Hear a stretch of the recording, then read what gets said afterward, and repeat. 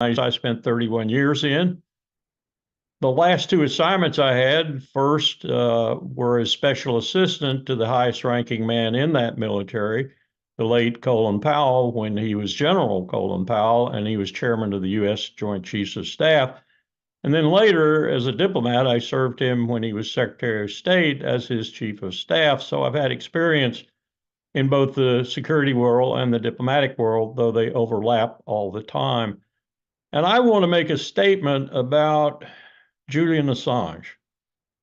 Julian Assange is a journalist, and WikiLeaks, his organization, was a journalist forum. As such, both should be immune from prosecution for practicing their legitimate work. Otherwise, wrongly prosecute one journalist, and we make all journalists reluctant, even fearful, to do their work. And that work is absolutely critical for liberal democracy to survive. Thomas Jefferson once said, if he had a choice between newspapers and government, he would pick newspapers. That's as powerful a statement for journalism as I can imagine. Well, the US government seems to be asserting that WikiLeaks and Julian's journalism was not legitimate because it compromised US national security. That is propagandistic lying. I was in that world, remember, for a long time.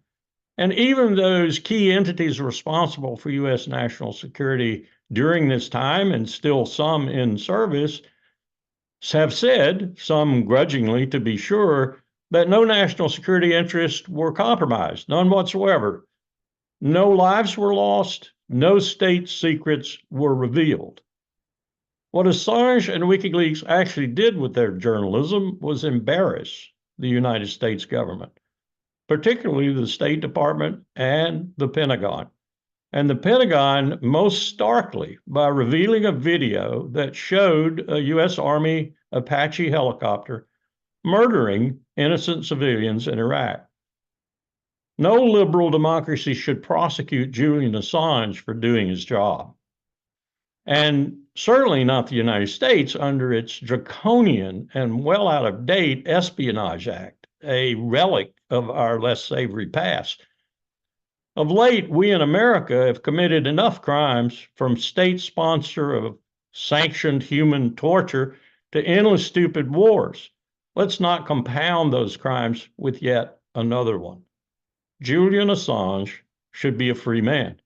Indeed, he should have been long ago a free man, even before these latest developments in this horrible saga commenced.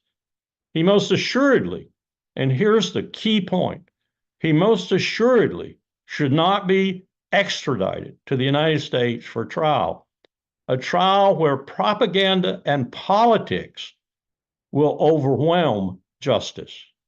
Thank you for listening.